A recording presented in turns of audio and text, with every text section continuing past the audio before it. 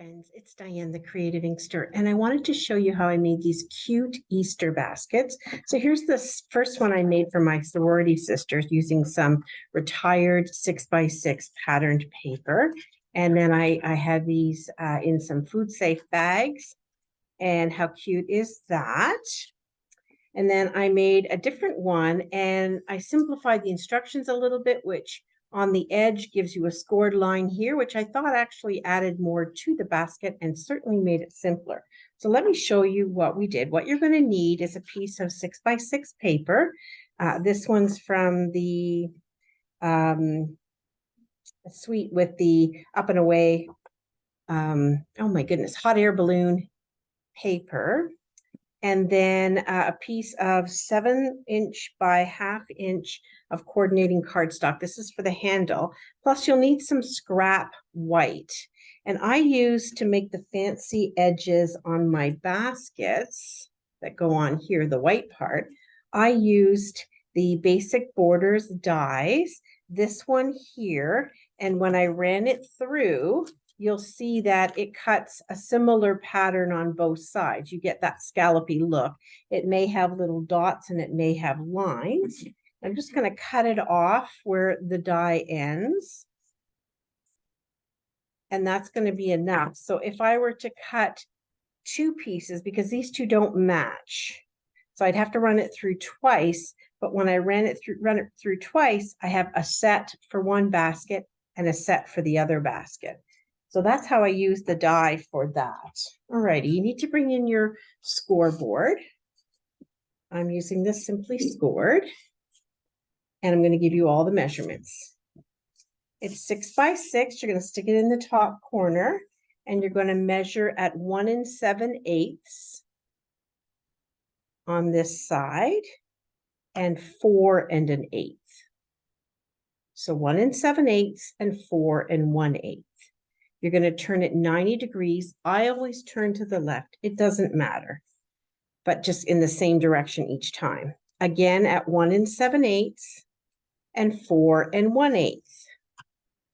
You're going to turn it again to the left, in my case, 90 degrees, and you're going to score. The original directions gave me to score down to that first score line, but I found it hard to see and find. So I just scored all the way down the paper.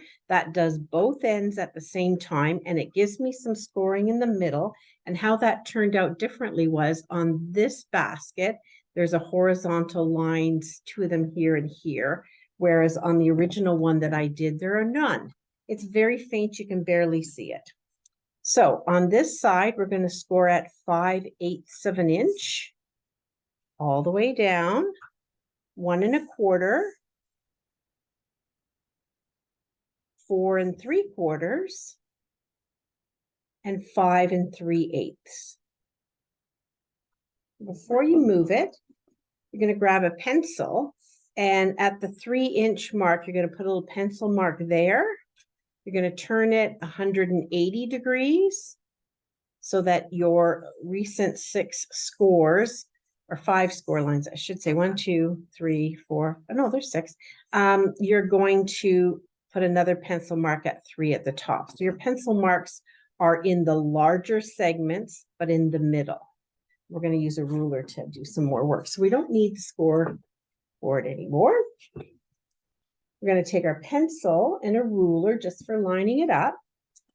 And I'm going to fold on these large score lines that are this way so you can see what I'm doing. My little pencil mark is here. And I'm going to draw a line between my pencil mark and this point of intersection. So the most furthest in vertical one with the top horizontal one. So where those two meet, I'm going to draw a line to that dot at the top. This is going to be a cut line, but it's easier to draw it and do it after. Then I'm going to do the same thing on the left side, making a triangle where this line intersects this line. So it's 1 2, the 3rd score line in on the left, down to the 1st line where they meet to that point at the top.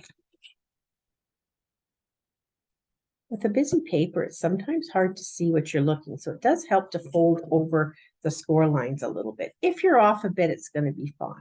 Now we're going to turn it 180 degrees to the other side where we have the other pencil mark, and we're going to do the same thing.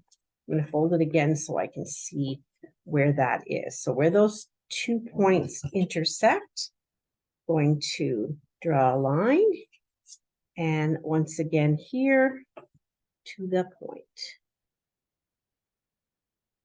There we go. Now we're done all of our scoring and marking, and it's time to cut. So grab your paper snips, and we are going to cut these small triangles out. So where this comes down to a V, we're going to cut this segment here out. So I went to the middle point and out, just so I didn't get confused. And then I cut the end off for here along the score line. Right, so we've cut that little triangle out. Do the same thing on the left side. We need this triangle that faces down, the larger one. We need that for the basket. We don't need these pieces. Remove those. I'm going to turn it over and we'll do the same thing. So here's my large triangle. That's the part I'm keeping. I'm going to cut along my drawn line. And then I'm going to cut this triangle piece off. Some people know what shape of triangle that is. My friend Shauna is a teacher. She would know. Teachers are so smart. And then we're going to cut this triangle off here. All right. So that's the trimming off that we need to do. Now we need to cut up all of these score lines that we made here up to the first line. This is how we're going to make those pretty seams on the side of the basket. So again, we're folding up to that first score, or cutting rather up to that first score line only. Do that on all of them. You do not need to miter in any way, and that's where you're normally making tabs and you're cutting off a sliver. You're not doing any of that. You're just cutting straight up on the score line. Turn it 180 degrees, do the same thing.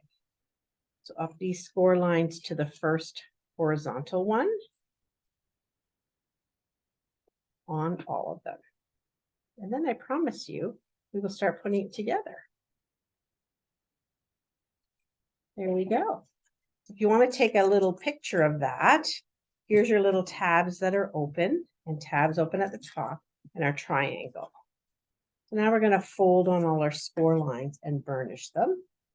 Grab your bone folder. And we don't need to do these two here. These are the ones that we would not have. We would not have scored. They're my extra. So if you have the triangles going vertically, you want to fold to this side in, and you want to fold the left side in. All right, and then we're going to fold the little tabby pieces up. So flip it over so the inside is showing to you, starting on the outside, because it is easier to line up if you get the first one straight. Out here, you can probably pinch it with your fingers. And then number 2, and you'll know with your pattern if your score is straight, because your pattern will look good. It's okay if you're off a little bit, that's fine. This is going to fold up. And then again on the outside, we're going to start with that tab on the left, then the middle one, and then the top one, or the right one, I should say. Turn it over, do the same thing on the other side. So a lot of folding up after snipping up to get this lined up. These are going to line up in a very interesting way. You'll be surprised at how cute this goes together, because the basket looks like an awful lot of folding and folding over and origami and all of that. It's not. You see how it comes together here? You might be able to see better on this side where there's no label. But these pieces here that come in, that looks very much like it's some fancy folding there, but it's not. It's very simple.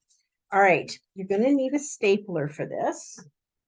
You could hot glue it, I'd be worried about burning my fingers. All right, so with one of the triangles that we cut out facing you, you're going to take the two outside pieces and bring them together.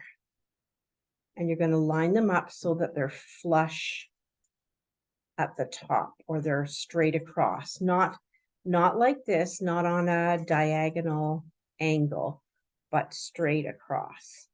Then you're going to take the middle ones. Actually, you are going to start with them on a triangle. They end up being straight no matter what you do. And you're gathering the left and the right.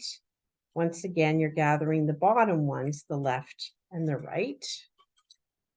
And what you're going for here is to see that your little angles are even. So the angle for each piece of paper ends up being even. So how they end up being straight across afterwards is a mystery to me, but that's how it worked out for me. And then you're going to push that triangle up. And don't worry if it's a little messy behind the triangle, because that's all going to be hidden by the point of the triangle. Now, holding all these pieces together, you're going to grab your stapler and you're going to just staple in across there. And that's going to hold everything in place. Like I said, you could hot glue or liquid glue it, but I think you'd be holding it for a while. So I use the stapler method. Turn it over. We're going to do the same thing on the other side. So you take the two outer ones with that triangle facing up, and take the two outer ones and bring them to a point. You're going to take the next two in line, bring them to a point. And then somehow it just starts to straighten out across the top. And then the bottom two to a point, like so. And then you take your triangle, push it up, and then your band is going to cover much of this, much of this as well. And then we're going to staple this together. There we go. And there's our basket. So you've got these cute little lines that were not part of the original design, but when I did that quick technique of scoring both ends, it really helped. All right. Next thing you're going to need is, I like to work on my silicone mat, and then I've got the two pieces. So these were not the pieces. Oh, these were the pieces that went together. I've got some extras left over from when I did a whole bunch. This is when I used that die and I cut out the die. So one half has dots and the other half has more of little stitching marks. So I have two that are the same over here, because I want to put them behind my piece for the handle. And I'd like them to line up as best I can so that my scallops will be in line. So it doesn't work perfectly to have them butted right up against each other. That would be too perfect. I would have had to have measured my edge of that too much, and that's too much work. And I don't want this to be too thin, although that's not too bad. Okay, so you can decide. What I did do was I took the right one on the right hand side and I lined the edge of this cardstock with where the stitching goes divoted in. So that's kind of where I plan to glue it. And I put my glue on the white scallop piece. So I'm just going to run it down here very lightly. Don't want to add too much liquid glue. If you go with a tape runner, it may be too thick of a width of a measurement, so that may not work so well. I'm going to do the other one as well at the same time, because if you let your liquid glue, I don't know if you've noticed this, but if you leave your liquid glue for a couple of minutes and let it sit, it will get a little more tacky versus liquidy, and that's kind of nice for putting things together. So this will end up going on the left side. It doesn't matter.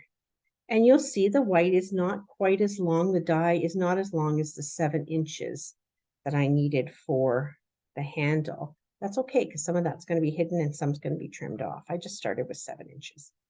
All right, so I am lining up where the stitching goes in and out again. That's what I'm lining up along there. All right, and then I'm going to grab the other piece. I'm going to fit it on the right-hand side, and I'm going to try to get my scallops to weave in and out uniformly so that it looks like this was one white piece behind when it's not. And you could, if you wanted, I need to move this one in a little bit. You could, if you wanted, add another piece of blue down the center to hide the seam. It'll add a little more stability to your handle. Let's try it. It may make it a little more difficult to make it a curvy, but let's give it a go. Let's see. So there's the back side.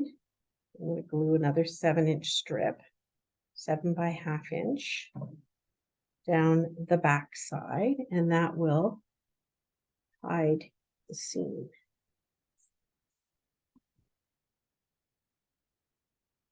Like so.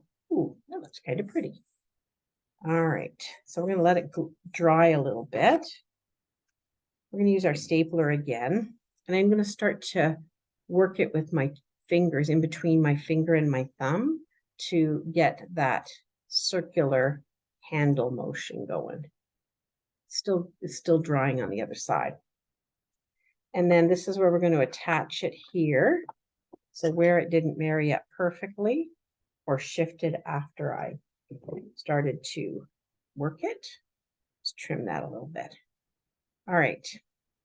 So you could hot glue this, and I kind of recommend that if you don't want to use the stapler. I am also going to hide this bit, but I'm going to use the stapler and get this lined up again.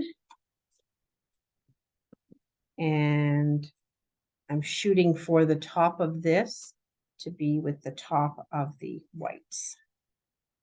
Comes through there. This one's a little bit longer, so I'm going to snip a little bit off.